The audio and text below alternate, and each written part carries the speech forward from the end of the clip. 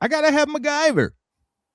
I mean, Steve, sometimes yep, yeah. He realizes that they're heading for Lisa. That's how his mind works. Immediately, he makes a phone call. He calls the house, and no one answers. So they make it to the house. The bodyguard, he's laid out. They punched him out. Greta, she's tied up, and Lisa's nowhere to be found. But Patty and Selma, this is their jam, Steve. Oh my God, I'm losing MacGyver. That MacGyver's a genius. Happened in the 90s. I want you to think. It doesn't have to be long and hard. Pause. But just think who your Mount Rushmore is when it comes to mullets. What would your Mount Rushmore of mullets consist of? Who would it consist of? What are we talking, top three? Well, there's four in the Mount Rushmore. That's true. Okay, well, there you go, Steve. I wasn't reading my history books.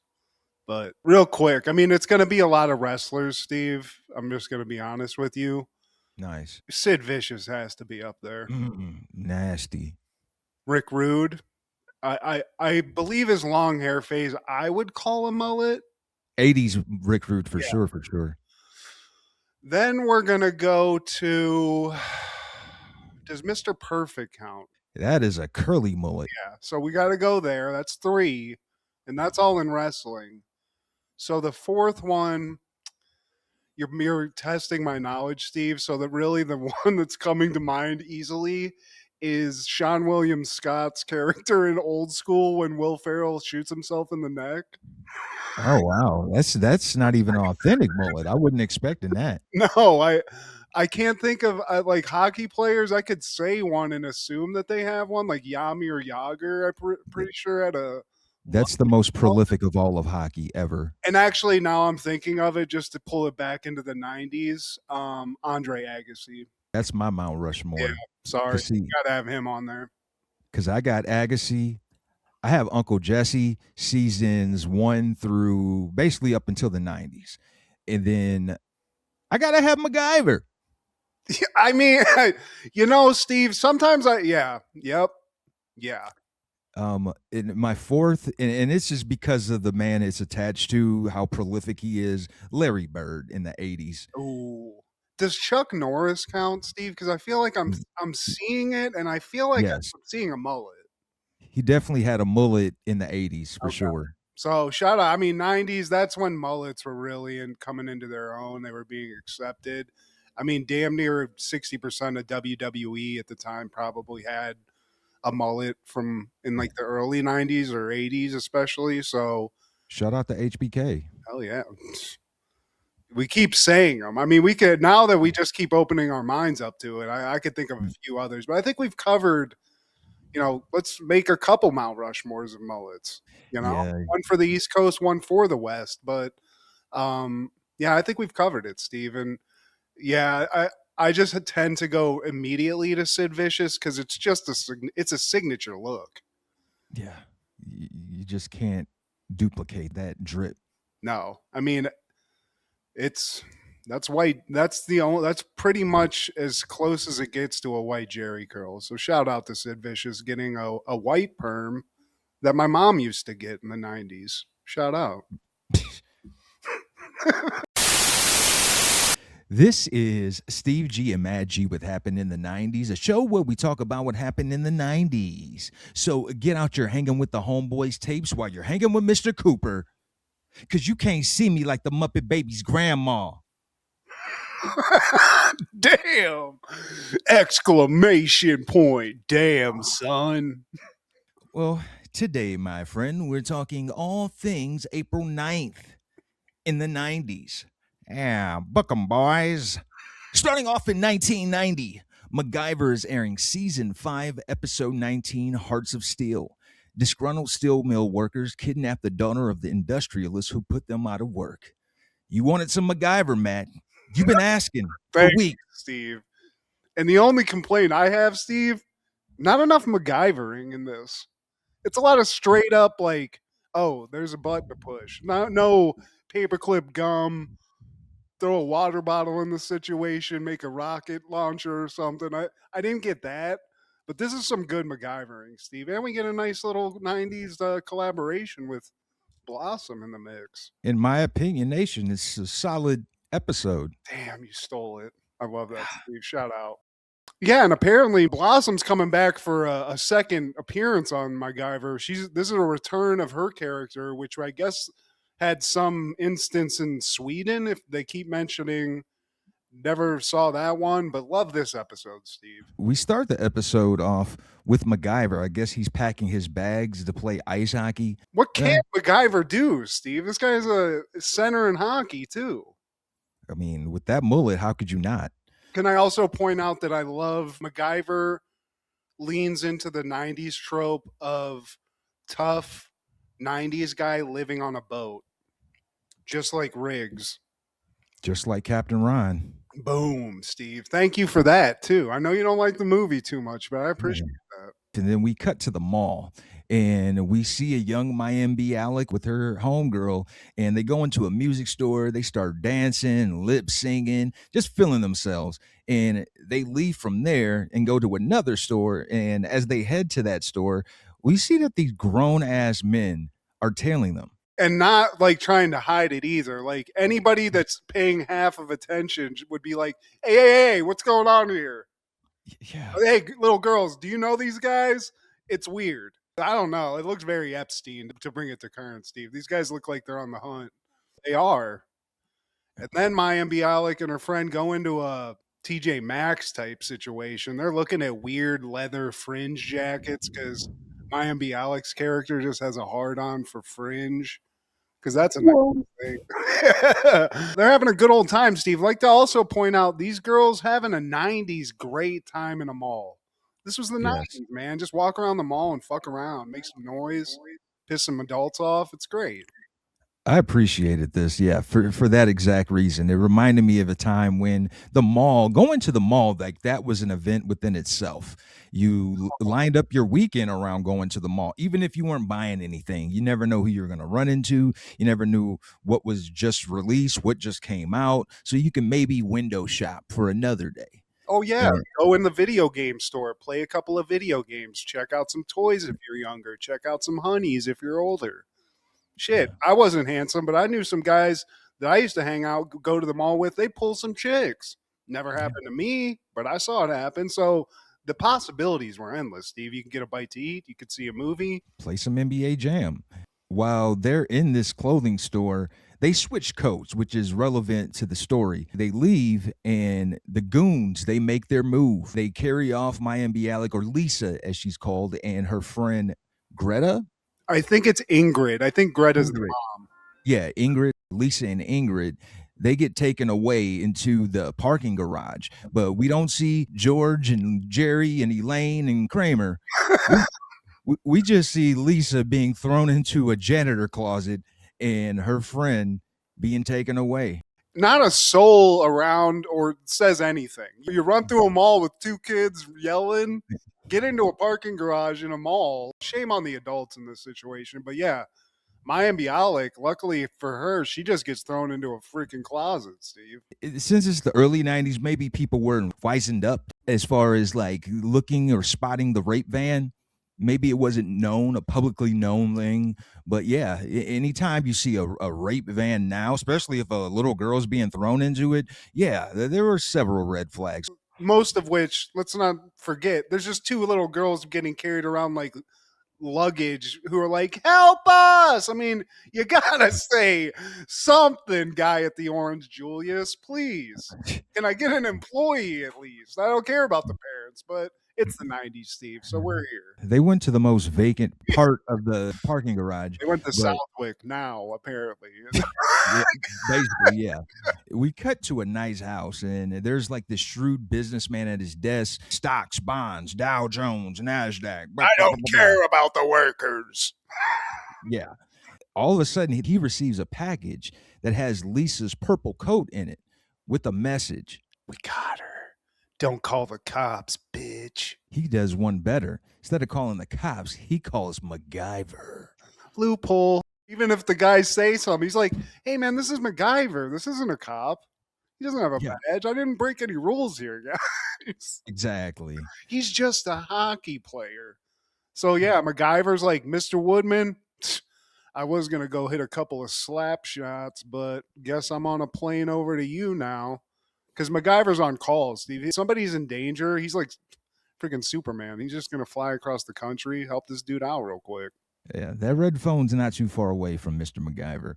And he tells MacGyver, I need your help, man. Do what you got to do. Lisa's been kidnapped. And he tells his assistant, sell all the stocks in my portfolio. I need all the money I can get. But sir, I hated that guy. yeah, the Dweebish. little underling scumbag. Later at the mansion, at Mr. Woodman's mansion, it's his actual government name, Steve. MacGyver shows up. I don't know if he had a private jet, but he's here. And he saved this girl one time. So that's why Woodman called him. He's like, look, man, I know you can locate her. We didn't even leave the country this time. MacGyver's like, well, did you call the police? And he's like, no, they said not to. He's like, you got to call the cops. You have to. So MacGyver, he's at least savvy to that point. Then we cut to the mall. It's not even the security guy. The janitor comes in for the night clean. And he's like, he opens the door. He's like, God damn it, Jerry. Did you do it again? She doesn't he doesn't say that, but he finds Blossom. So now Blossom's found. She's not kidnapped. And cut back to the mansion, and MacGyver and the cops are setting up like this little 90s phone trace machine, which I love. Whitepages.com. It looks like a calculator, to be honest with you. I think that's what they used. Because all it does is put a phone number on there, Steve. So it could have been a calculator. This is testing the limits of 90s technology, Steve. MacGyver has actually brought some technology in here that I don't think the cops had. He's smarting them up to this. I mean, it's MacGyver. Surprisingly, Lisa, she shows up. She returns home. And Mr. Woodman, he's glad to see her. Like, they actually stole Ingrid. They took her. Now the maid, who's Greta is her mom. And now she's sad. She went from being sad to elated and back to sad. First, I thought Woodman was banging the maid. I was like, you dog, you. Also, shout out to the mall security guard or whoever drops Blossom off at the house because they don't even come in. They're just like, yeah, just don't say anything. Don't tell your dad about me. She took some notes from MacGyver. She's like, hey, they left fingerprints on our sunglasses. She's a little genius, honestly. She's a little MacGyver.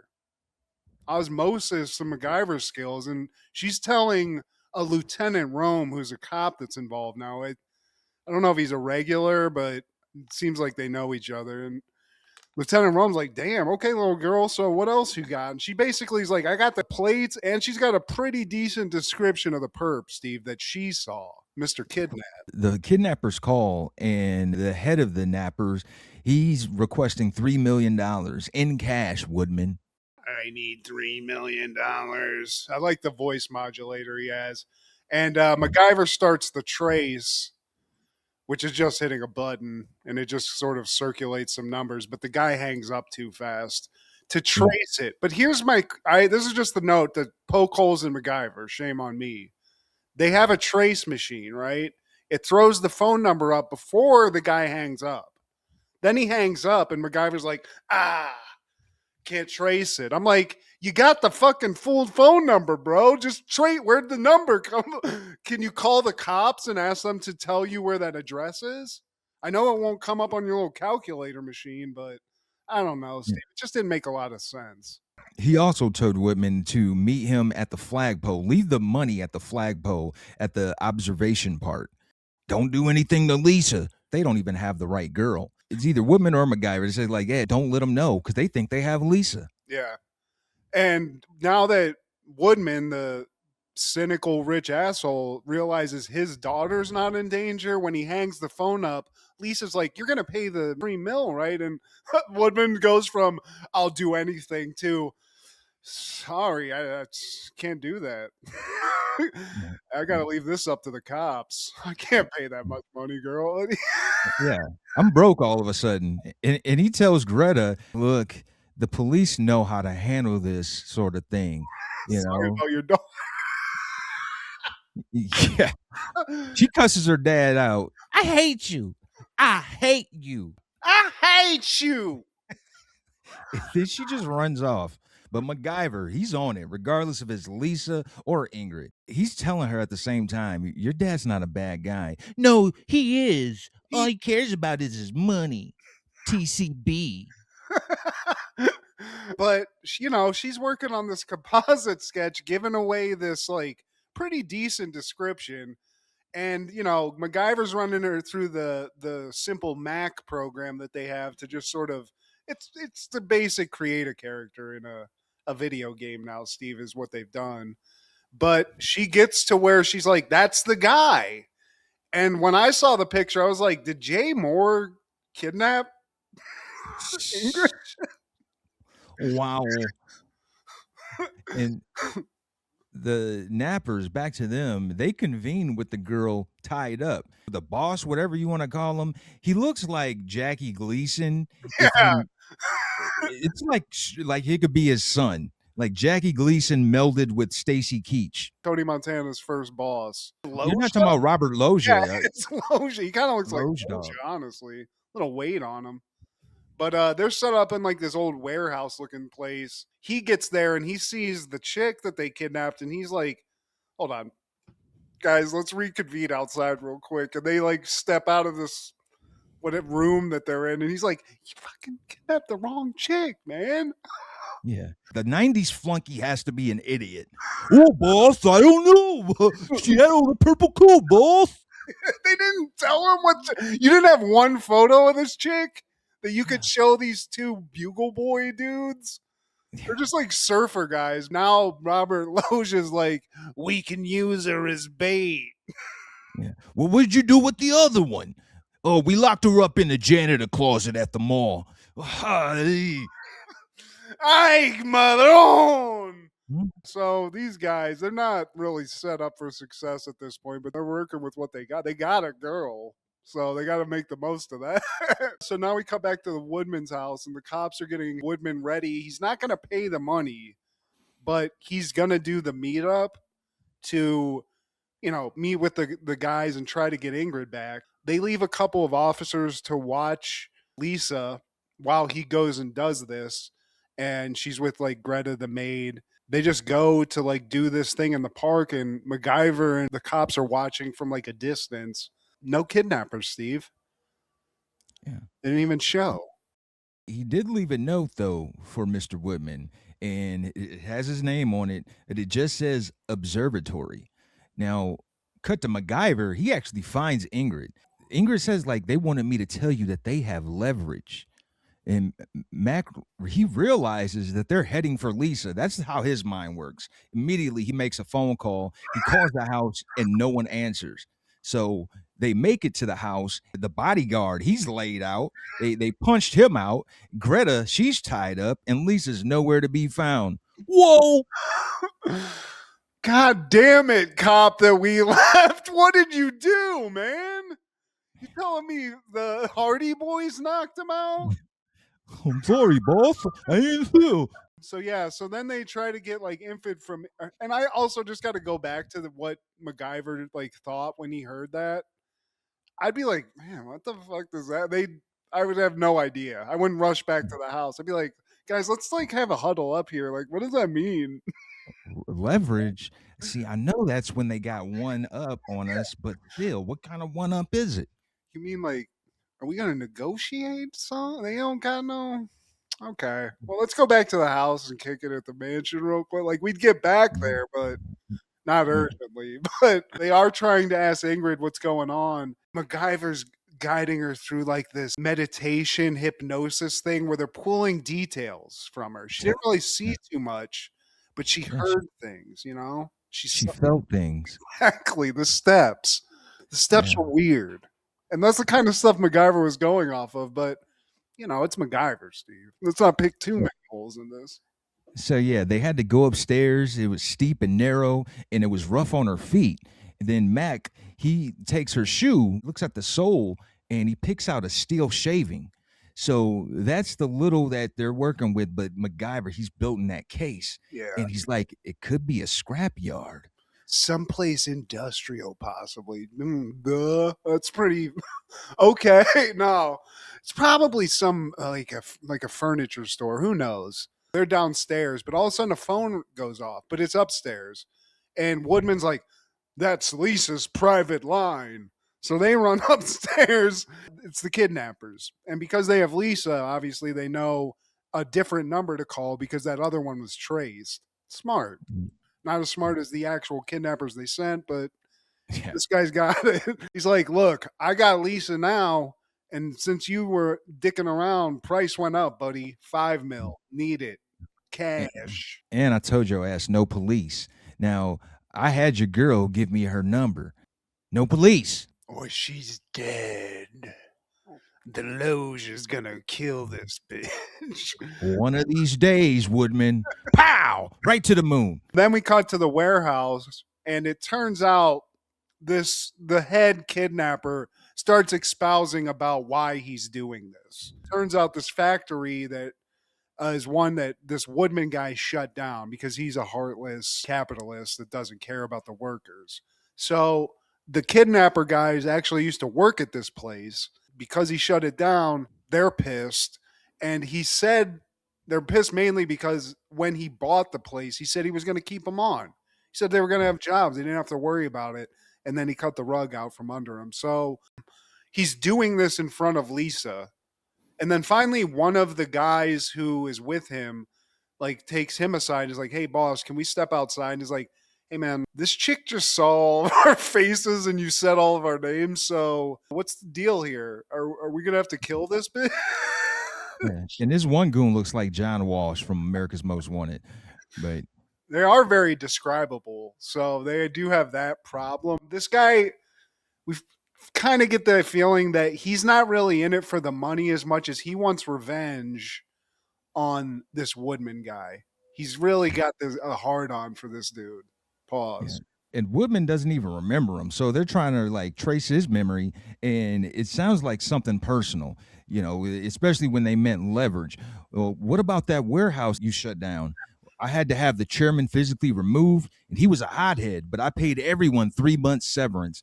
I'd kidnap your daughter to 3 months severance. Do you know how much you get by on 3 months? 3 months, it'll be here and gone. Especially the older you get. I feel like it'll be gone in a month. It'll be gone in a month. Yeah, a bad month, that's gone for real. So this guy, he has a reason to be pissed off at this dude. He has a righteous anger at this guy, and he's trying to pull all the money he has. So while he's telling MacGyver all this stuff about Breland Steel, which is the name of the company he shut down, he's telling his douche assistant, like, liquidate it. Sell it. We gotta get this money. And the assistant's now like, I'm just worried that you're losing your position. You're weak now. It's like, shut up, man. Seriously, I want you to come to the steel mill so that you can see what you destroyed. And now that we're at the steel mill, Mac shows up solo. And he drives around to the back. Mac sneaks in and he overhears a conversation with this guy, and his name is Mike Travers. So he's hearing Travers giving orders, and they're talking about murdering this little bitch. Yeah, he's like, just keep her here. I'm going to take one dude, because obviously the best plan of is to just completely separate and make yourself weaker. So he's like, I'm going to take one guy. We're going to go talk to this dude and take this money and shoot his ass. You keep this little girl back here and just, hang out. We'll be back. And so they kind of like go that way. They're somewhere else. And MacGyver's like sneaking around this warehouse, just looking at stuff. He's got his T2 scanners on and he's like, oh, okay. There's a little hook. There's a piece of fabric or rope that's just magically here. Let me just go ahead. MacGyver that. He's pulling some factory stuff. He sets up a little thing there and then he sees a magnet, Steve. And that's going to come into play because he's going to MacGyver something in this freaking episode or I'm going to be pissed. He sees one of the goons solo, so he creates a diversion. He throws something over the ledge, and the guy looks over long enough for him to just Indiana Jones kick him in the head. That's fantastic. And that is his MacGyver move, actually. He uses that hook to fly in and do that flying kick. It's very MacGyver. It's very cool. He makes it to Blossom, but he needs to get the key out of Buddy's pocket. So while Jackie Gleason Jr. is calling for him, now he comes upstairs. Mike Travers, he takes her out of the room and heads down to meet her father. So Mac tells him, and he sees the other goon pulling up in the, it looked like I call it the Unkmobile, something that my uncle would have drove in the 80s and 90s. Just a boat. Just a big old heavy ass boat. My buddy's dad had a Pontiac Parisian that is this exact car. It's like a Cutlass Supreme.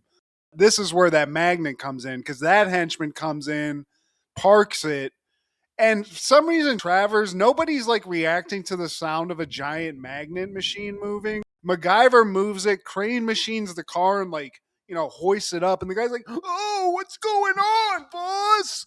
What's flying over here?" Lisa, now she sees her dad arriving and she runs for her dad, but Travers is right behind her with the tool out. Freeze, bitch.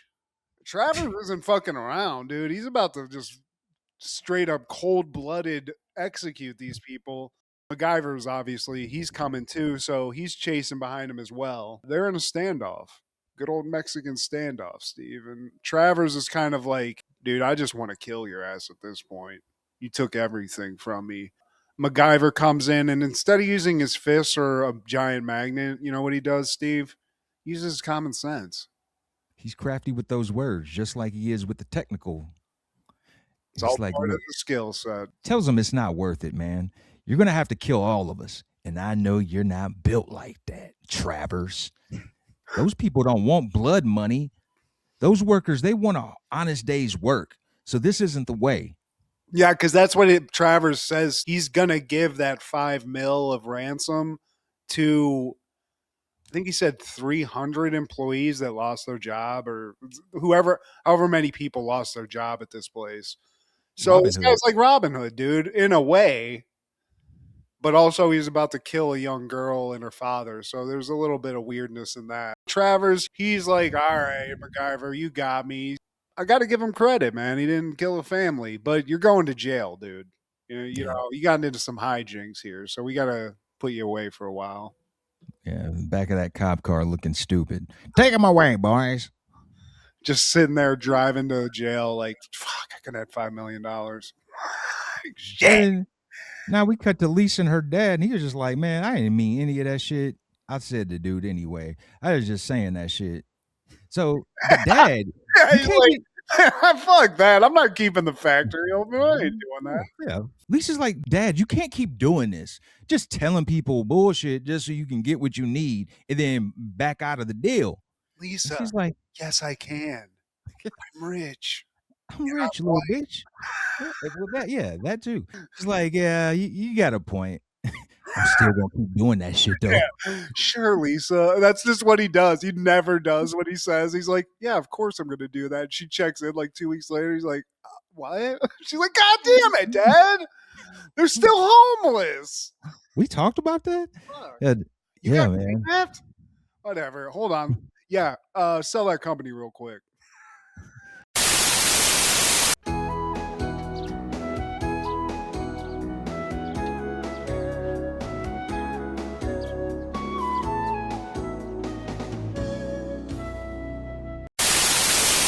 1992, The Simpsons is airing Season 3, Episode 21, Black Widower.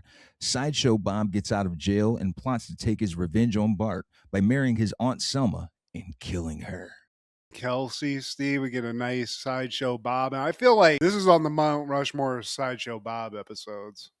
For sure. We get a lot of good ones, but this is, other than the one that's like the Cape Fear spoof, which I think is like the first one, this is it. No, that's the second one. I think this is the first time they see Bob after he gets released. Yeah, okay. Well, this is fantastic. And this is one where I don't completely hate Selma or Patty. And it's a reference to MacGyver. So this is a MacGyver-themed episode of Happened in the 90s. Dun, dun, dun, dun, dun, dun, dun. That's it. We start off with the family. They're watching a spoof of dinosaurs. I love that. I like that. I feel like they had a little hatred, you know? They threw a little shade at dinosaurs here. Even Bart's like, it's like they just copied our lives. Yeah. They went meta and they South Parked before South Parked. Now we find out Aunt Selma has a new boyfriend because she didn't want to die alone. So she joined this prison pen pal group. You can't find a law-abiding man, Steve. She needs one of them roughnecks. You know what I'm saying? This is true to life. You got a lot of women out there like that. Now, before they get there, Marge tells them, "Everybody be nice." They knock on the door. Selma, we see Selma, and then we're introduced to her new bae. The kids are shocked to see Psycho Bob. Ah! He wooed her via mail, Steve, prior to an online relationship. He just sent her nice letters from jail, and I love that scene where she's reading his letter in the tub and her gross hairy legs are showing, and she's in such ecstasy she just sinks in and lets the cigarette go out. She's put money on his books. And Bob, he tells the family up front, like, yeah, Bart, he's responsible for me being in jail because he said I framed Krusty. He gives him the whole rundown. And now they're sitting at the dinner table, and Homer's like, if a little kid snitched on me, I'd put him in prison and I'd stab his ass.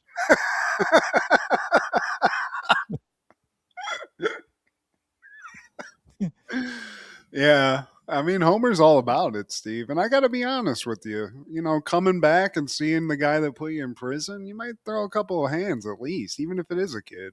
Give him a nice kick in the ass. We get a recap of what life was like as he spent time in the joint. And he's doing community service on the side of the road, and he sees Krusty living his best life. Krusty drives by in a limo with Big Titty Bitch and his own little Bubbles monkey, and he's seeing these Krusty the Clown collector's cups on the ground that he has to pick up. And then they have a daytime Emmy Award ceremony, and Sideshow Bob actually won. Yeah. And him and Krusty get in a live argument with each other on air as he's accepting his award too, which I love. And he's in an overcrowded cell, so there's that. Meanwhile, he's making anti-Bart license plates. I hate you, Bart. Kill Bart. Die, Bart. Jinx. Yeah, but he's kind of living his best prison life, Steve. He took his Emmy. He got it. And they took it away because, we can't allow Emmys or Oscars or Tony Awards in here. Or MTV Awards. I think I saw an MTV Award in there as well. There's just a big bin of awards. There's a lot of award winners in that Springfield jail. Now, Selma, she's making these letters out to him, and she even showed up for the conjugal visits. Selma's giddy. He's a once-in-a-lifetime catch. Yeah. But Bart's like, I can't believe you're in love with this scumbag. And she's like, well, I guess you can call me Miss Scumbag. Yeah. And Bob and Selma now, they're singing karaoke. They're spending quality time together. Maybe that's Selma's love language. He's pumicing her corns, and Selma's in a better mood now. You're saying that like in such a sinister way, Steve. I love it. Did we say that they got engaged? Because they did. They're engaged. Yeah, they're engaged, and they're also watching the Krusty Telethon. The head of the board, who's kind of like a spoof of Frank Sinatra, I guess, he introduces Sideshow Bob, and Krusty's surprised, like, whoa, whoa, whoa. You know, man, I actually miss you, man. You're better than that jerk I got to replace you. He couldn't hold a slide whistle. Okay. So now, people are not losing their suspicion on this guy. So he also has to plan a wedding. He's going to get married this lady. We find out through the planning that, and this is a very important detail, Selma has lost her sense of smell. Through all the cigarettes, she can't smell or taste anything. And that's going to come in very importantly later. They're just being romantic at this point. They're having a carriage ride. They're making out, making gushy faces. And then she realizes she's missing MacGyver. So they make a beeline to Patty and Zelma's crib. They're watching it. Sideshow Bob's not feeling this. He's too upscale for this. But Patty and Selma, this is their jam, Steve. Oh my God, I'm missing MacGyver. That MacGyver's a genius. First of all, he's not a genius. He's an actor. And second, he's not much of an actor. You're lying. You're lying. Oh, do you want me to say it? Oh, I am lying. It's not complete drivel. You know, Yeah. it's very Frasier. And because, she's found out this really a deal breaker of a thing, Selma's just. Like, that's a no-go. If you're not fucking with MacGyver, I can't fuck with you. What's wrong with you? Yeah. Yeah, that's really my only retort to that. But, Sideshow Bob, beggars can't be choosers, Steve. So he's got to go make amends. Yeah, because she runs out of the house crying. Marge consoles her like, no, he said things that weren't true. You, you love me. You love MacGyver. We're a package deal. But Bob, he just can't do it. Because he's like, man, MacGyver, he's a phony. But Homer steps, he's like, Marge, she has her stupid show, so what do? I go to Moe's Tavern and get snookered. Then I come back to some sweet loving.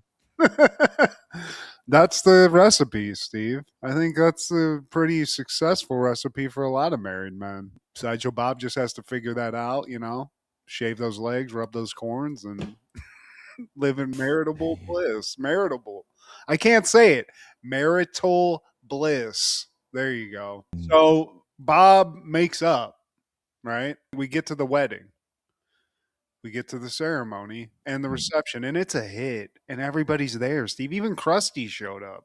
Homer, who was given the job of planning the food, which is really a genius idea, he's just inhaling everything. He's surrounded by the waiters, and he's just inhaling cocktail weenies, those little wonton thing, whatever they got, Charcuteries.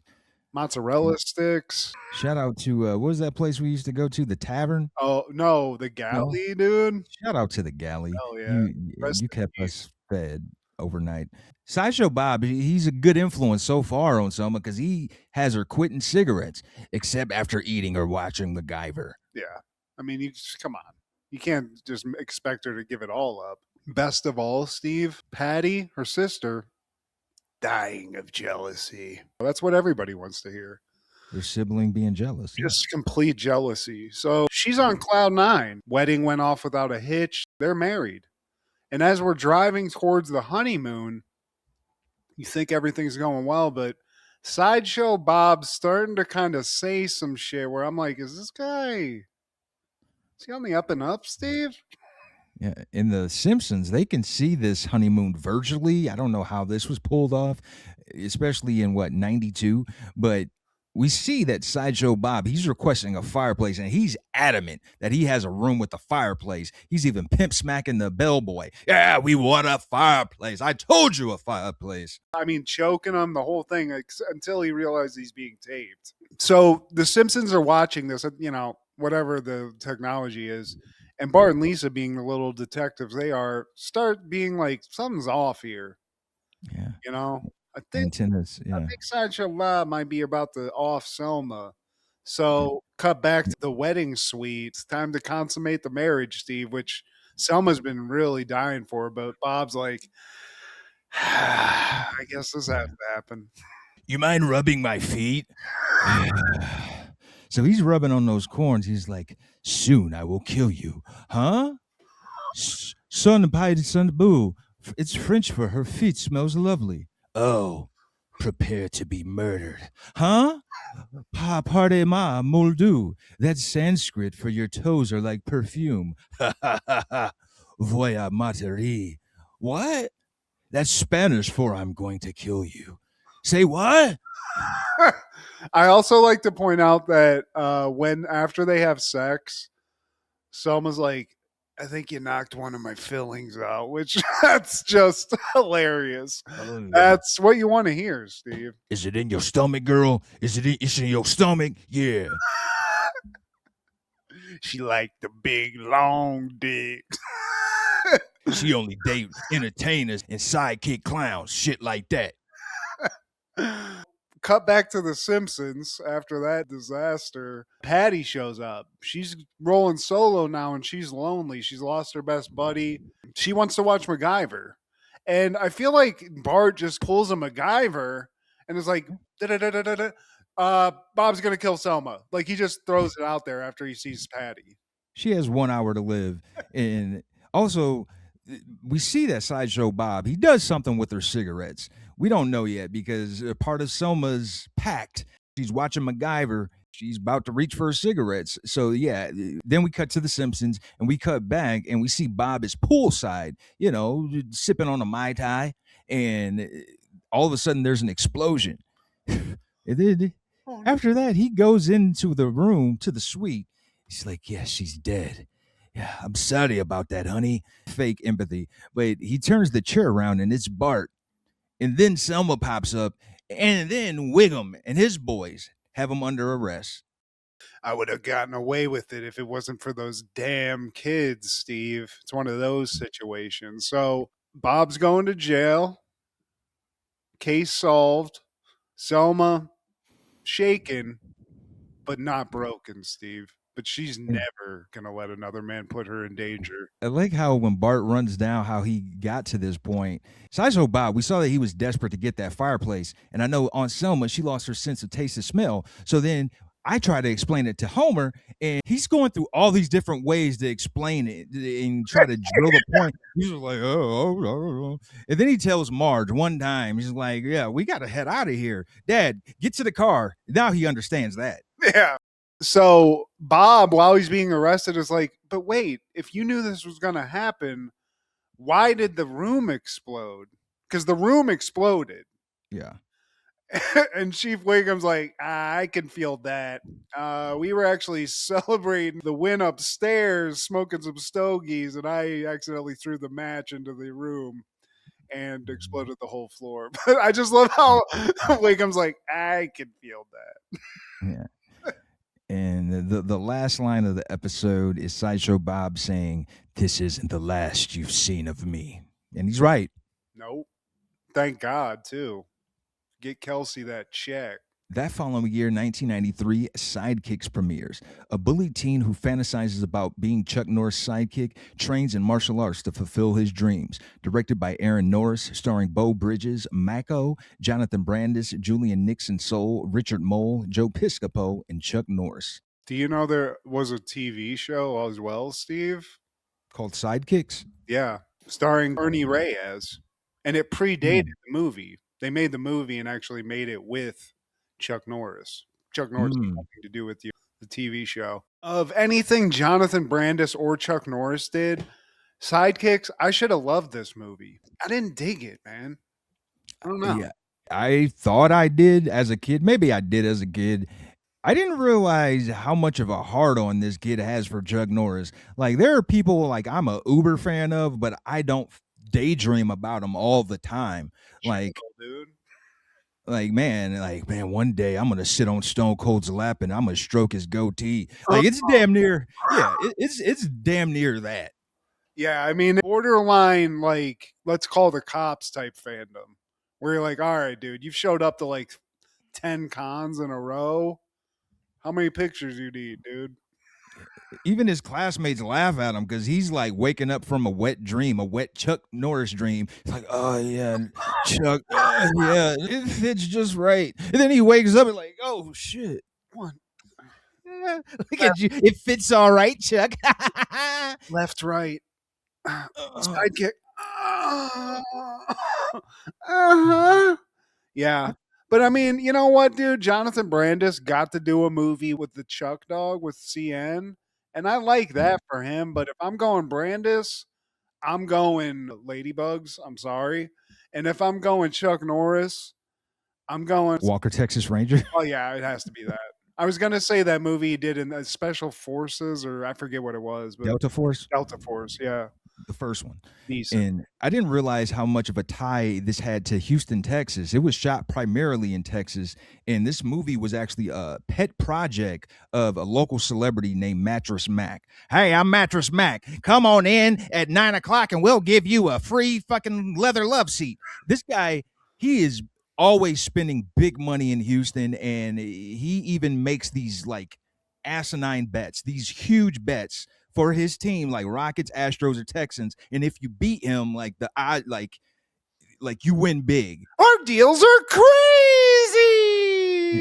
It's just like a mini mall. Yeah, shout out to Mattress Mac, man. In 1996, Face of Evil premieres on CBS. Darcy Palmer is a promising young artist. On the night before her wedding, she empties her fiance's bank account and runs to New York.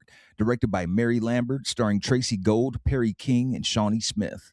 I would rather watch, oddly enough, single weight female than this, Steve. I feel like there's a lot of stuff kind of like it. Killer Lady, Psycho. Carol Severs caught more bodies, though.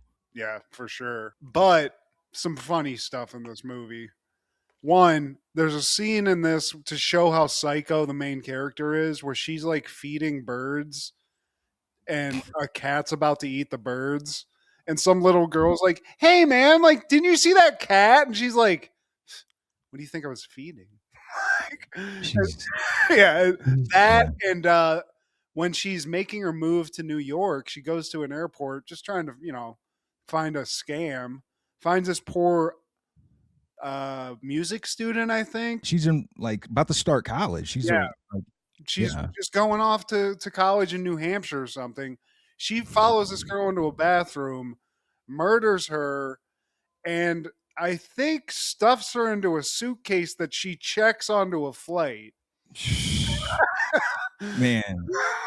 Now, mind you, this is a TV movie, so like you don't. The bar I feel is kind of low, but considering that, I enjoyed it because I'm watching it. Keep in mind, this aired on CBS in the '90s, Yeah. so like that's impressive for CBS to me. I was dying laughing watching it. I was high, so watch it. Take an edible and watch this because just the first 20 minutes where she pulls off that, you're just want to stop it every 5 minutes. Like, what? What? And then Well, it's 90s, so nobody knows what anybody looks like. So she shows up using that girl's ticket.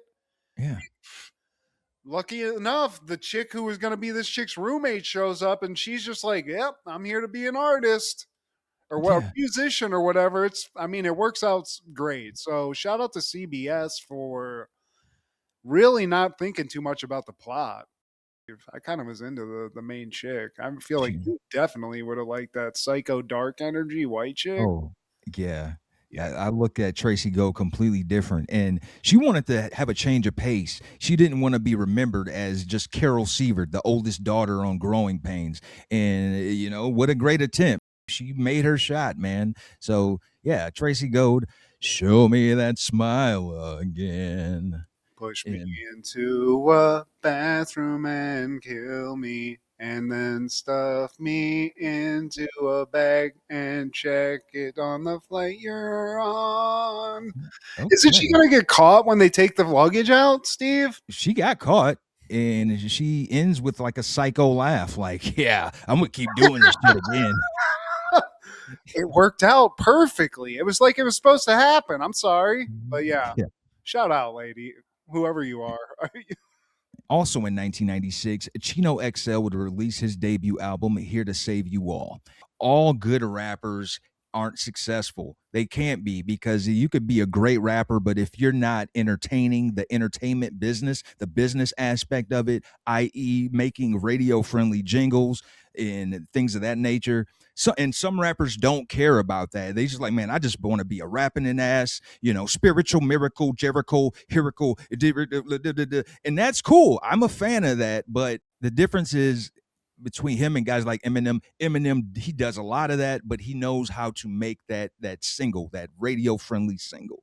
Just like take, I don't know, Busta Rhymes, he can rap his ass off, but he knows how to make those hits. Yeah. And I feel like Chino XL, the album is full of bars, man. And the one that stands out to me, I heard it on my way to work. You can't see me like the Muppet Babies' grandma.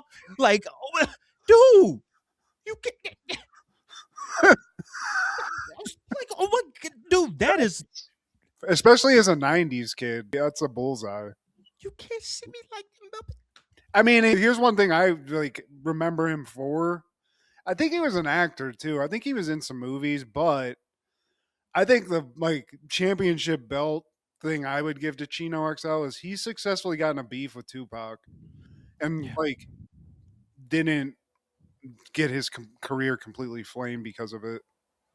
Yeah. I mean, if anything, it brought him more attention. Yeah, he does call him out and says fuck him, but I guess from what I read and like saw doing research about him, he said that they squashed the beef before Pac got killed. So maybe they did, but he got in a beef with the dude and didn't get flamed completely. Unfortunately, he took himself out the game about 2 years ago. Chino XL, he committed suicide.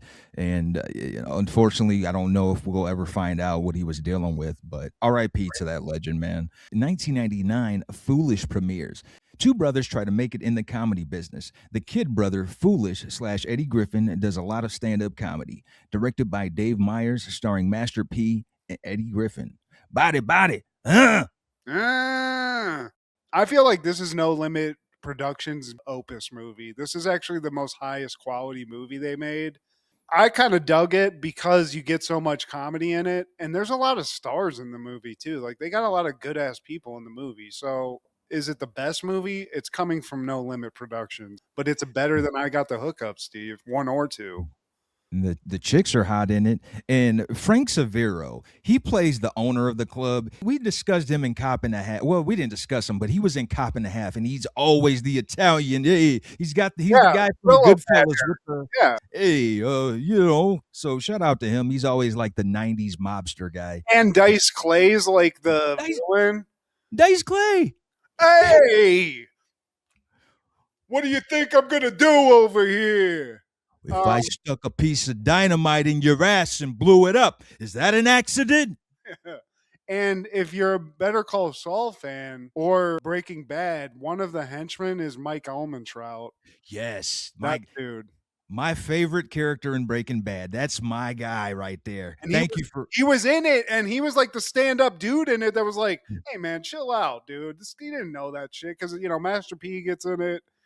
Master P does okay. Eddie Griffin's playing himself. Basically, I mean, but the stand-up's great. Having Andrew Dice Clay as the villain, I mean, I don't know. I dig it.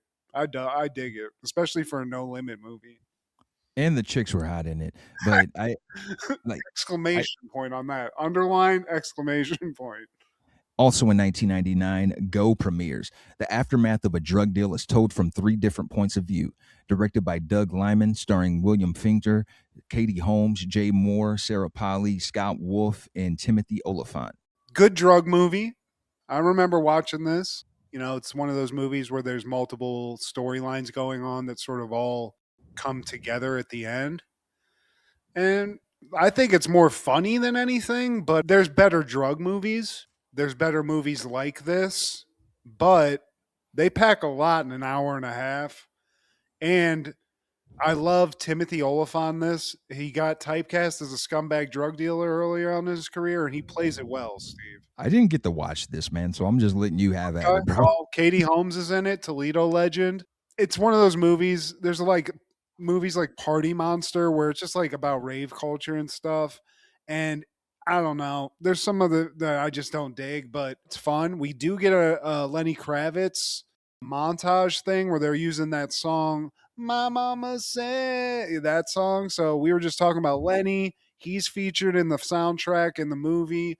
And there's a lot of titties in this, Steve. So if you want to watch a good 90s titty flick, you're going to get that. And also Taye Diggs is really funny in this. Of course, it'd be the one movie I don't have access to this week. Thank you, Daily Motion, for being punk ABs. Yeah. Well, I actually bought it, Steve. I got a physical copy through all my thrift storing. So that was fun. I got to watch a DVD with my wife and experience that again. And yeah, man, specifically Timothy Oliphant and Fichtner, that dude, hilarious. Everything else, it's just if you're into some ecstasy movies, check it out. You're going to love it. Also in 1999, Never Been Kissed premieres. A newspaper reporter enrolls in high school as part of research for a story. Directed by Raja Gosnell, starring Drew Barrymore, world champion David Arquette, Michael Varon, Jeremy Jordan, Molly Shannon, and John C. Reilly. I really just want to point out that there's a lot of crime going on in this movie that's cool because she is 25, so guess it's cool teachers perving out on her and whatnot. But so many better Drew Barrymore movies, but I do love seeing David Arquette in this. This movie never made sense to me. I had to watch it with multiple girls that I was trying to date. My wife loved it. I actually have a physical copy of this movie just because I wanted to buy and put numbers into my DVD collection. So we watched it via DVD. And yeah, I got to just say it's kind of creepy. Very. Like when the teacher, he has a thing for Drew Barrymore thinking that she's a student, but then when he finds out she's an adult, now he's turned off. Like, what the well, you lied to me. That's what it's about. I liked you better. I thought you were honest as a student. Then I could like follow you and come over when your dad goes out. But like now you're an adult, but you lied to me. Just the scene when they're on the Ferris wheel and he's like, "Guess I shouldn't be saying this because I'm your teacher." I'm like, "Yeah, you should." Yeah. That's what the story you should have wrote, Drew Barrymore, as a journalist. Be like, "Why is this fucking teacher trying to peddle out on me?" Yeah, that would have been way more relevant than, oh, what about this bully culture in the high school? Bullies in these movies, man, they are so over the top. They're damn near felonious. Like, we have bullies in Perrysburg, punk ass Perrysburg High School, but damn. Like the bullies in these movies, man, just like Cop and a Half, they just have foam coming out of their mouth. Like, we need to torment somebody. Get the Give one me with the some braces. dog food. Let's completely dominate this bitch. Who also the nerdy chick that they're picking on? Hot. So, little Helen Hunt Jr. Yeah. Yeah. I'm like sorry you she's can't wearing a t-shirt dress, but she's hotter than two of the hot chicks. Oh, she's not hotter than Jessica Alba though. Jessica Alba, Nope. that's what I'm saying. Jessica Alba's she should have been the ringleader, but she's gorgeous in this movie. That's pretty much the high point of the movie, Steve.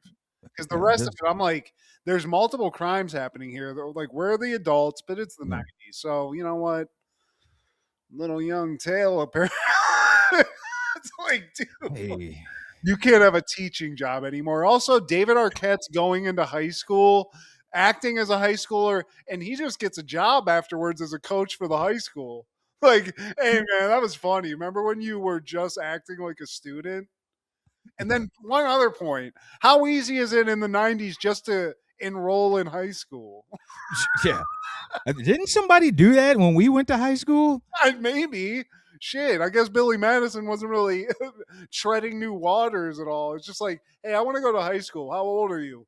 Actually, 17. we had an undercover. I don't know if you remember that. Our junior year, we had an undercover, and Ugly Jason was a part of that. I don't know, like obviously he didn't get arrested, but he was buddies with this guy. I totally remember this, man. With the narc. Of course, not only is he ugly, he was really dumb, which that can make a person ugly. If let's say you're physically attractive, but you're just really below like whatever mentally, like yeah, get the hell away from me. You probably eat chalk. Any callbacks for this week, Matt? Yeah, just real quick. We watched it. I didn't have internet for one day and it was hell. But I do have a physical DVD collection. So it didn't happen in the 90s, Steve. It happened in the 2000s. But shout out to people making remakes. The Shaft movie that they made in 2000 with Samuel L. Jackson, directed by John Singleton, two 90s legends. That's how you make a vitalization of a movie. It's fantastic. It's very 90s, even though it's not in the 90s. Loved it. So did it happen in the 90s, Steve? No, but I'm just saying that because they're bringing back all of our 90s stuff. And if you want a little lesson on how to make it correctly, watch that. Don't trash our shit and make bad versions of 90s cool stuff because it pisses me and Steve off. It even pisses me off more when you do this stuff and you also shit on the 90s. It's like, yeah, did you see this came out yesterday? But the 90s, we're over the 90s. That shit is so antiquated. But you like this. Like, watch the original and tell me this is better than the original. Yeah, just, that's what I'm saying. Make some quality. I don't mind if you make a quality redo. If it's good, cool. You're not shitting all over the thing that we love. So that's it, Steve. That's my little soapbox statement for the evening. 3 things. So, 1994, SNL is airing the episode with Dwight Yoakam as musical guest and hosted by Kelsey Grammer. This was his first hosting stint on SNL, and the main thing that always stood out to me was this like commercial or promo where Kelsey Grammer, he's like this country guy, and they show him and his family, and they're just sniffing dog asses. It's random. Like, like they're just I don't remember the full premise, but they're just continuously sniffing dog asses to the point where Kelsey Grammer, he just breaks character throughout the whole skit. It was great. But in 1996, Moesha's airing Niece, and the niece is played by Laura Winslow, Kelly Williams, and she's the niece of Dee, the stepmom. So she's in there looking fine. Never take that away from Kelly Williams. And more important to me, Deion Sanders makes a cameo. He's supposed to be, he's supposed to be taking Andell, the owner of the cafe, supposed to be taking her out on the date. And it's just like, man, shout out to Andell, but like, it's Deion Sanders. I've seen his actual women. But hey, man, RIP to that legend. And in 97, Smart Guy is airing The Code. And in the opening skit is funny because Mo is smoking a cigarette. And Mark is asking, man, when'd you start smoking cigarettes? This morning. And just that the look he had on his face, man. You know how Omar is, man. Oh yeah. This morning.